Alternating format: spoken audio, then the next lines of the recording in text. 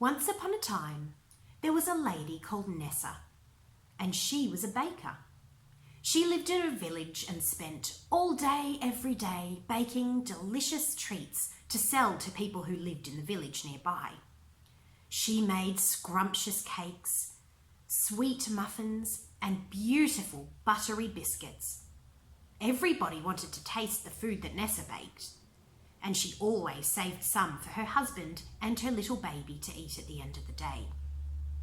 Now there were fairies who lived in a hill nearby, and they wanted some of Nessa's baked goods for themselves. And they were determined to get them any way they could, even if it meant stealing some. But they tried to steal some, and when they snuck out to look for it, all of the baked goods were gone. Everybody ate them so quickly because they were so delicious.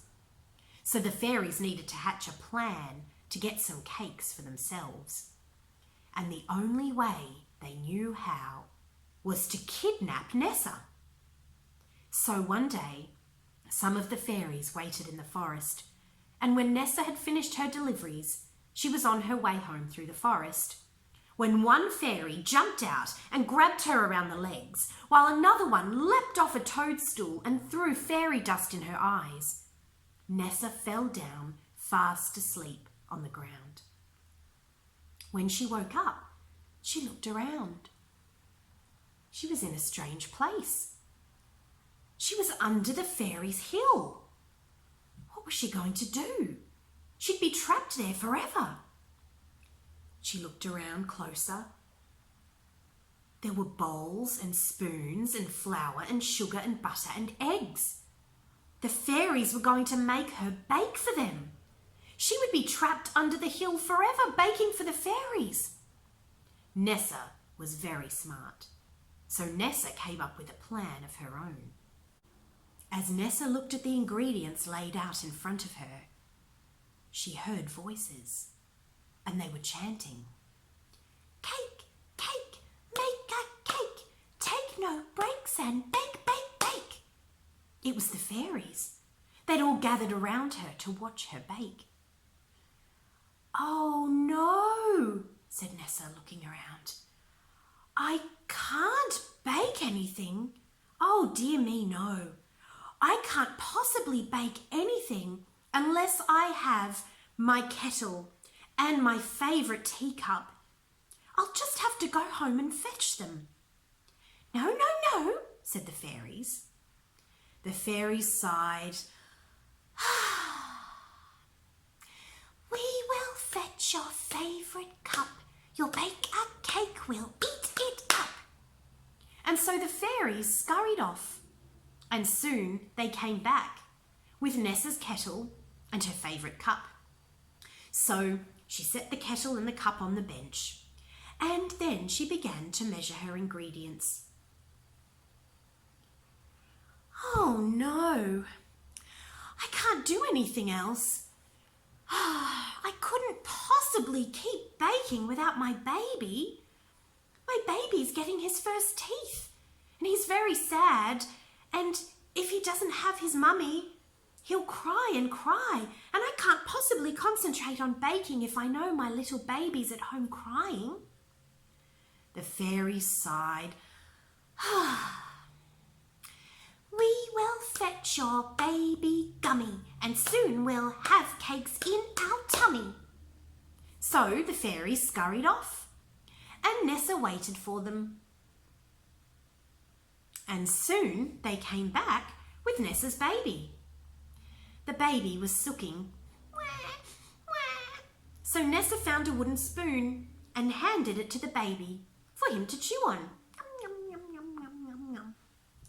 So next, Nessa poured the dry ingredients into the bowl.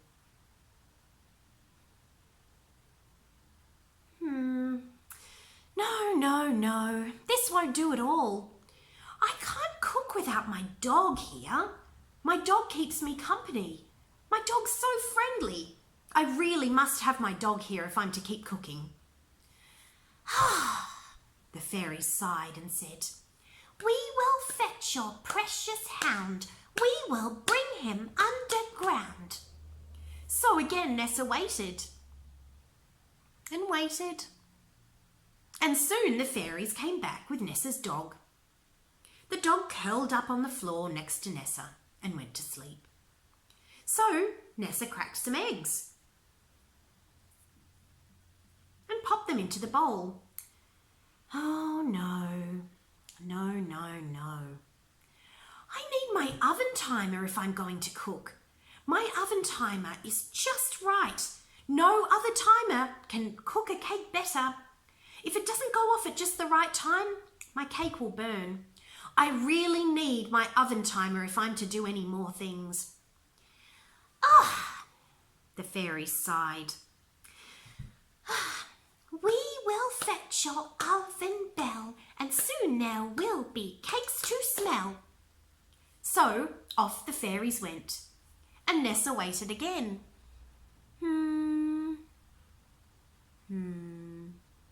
And soon the fairies came back. Nessa took her timer and she sat it on the bench, and she picked up a spoon to start mixing her ingredients. Oh, no, this won't do it all. I need my cat here. My cat always walks around when I'm cooking and walks between my legs and purrs and keeps me calm so I can concentrate. I can't possibly finish a cake without my cat here.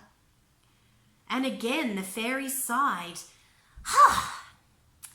We will fetch your kitty cat, and after that there's no more chat. All right, said Nessa. So off the fairies went to fetch Nessa's cat. And Nessa waited and waited, and soon the fairies came back with her cat. And the cat walked around between Nessa's legs and purred and made Nessa feel ever so relaxed. So then she poured some more ingredients to the bowl and mixed and mixed and mixed. But then the kettle started to boil. Ooh, ooh, ooh. The baby got a fright, grabbed his wooden spoon and started hitting the cat. Whack, whack, whack.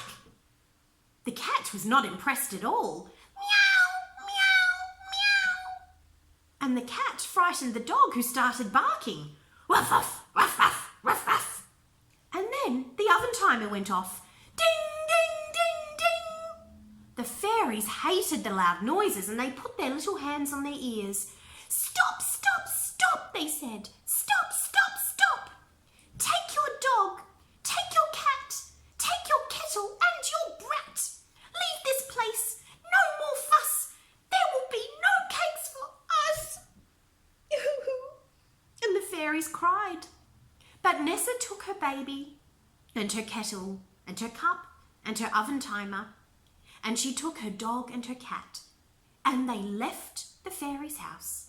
They went out up through the hill and all the way home, where Nessa's husband was waiting. He'd been very worried about her. Nessa told him everything that had happened, and he said, "How lucky I am to have such a clever wife." And so that night they had a delicious cake for their dinner. And because Nessa was such a nice, kind person, the next week she made a very special cake, and she left it beside a toadstool in the forest. So the fairies got a cake in the end.